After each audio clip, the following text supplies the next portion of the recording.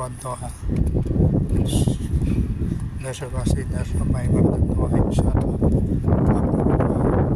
এখনো ভবিষ্যৎ আমাদের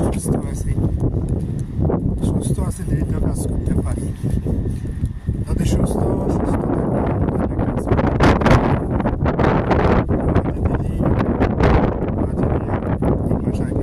অসুস্থ ছিলাম 3 দিন, মানে আমি শোয়াতে ছিলাম। তো ইনশাল্লাহ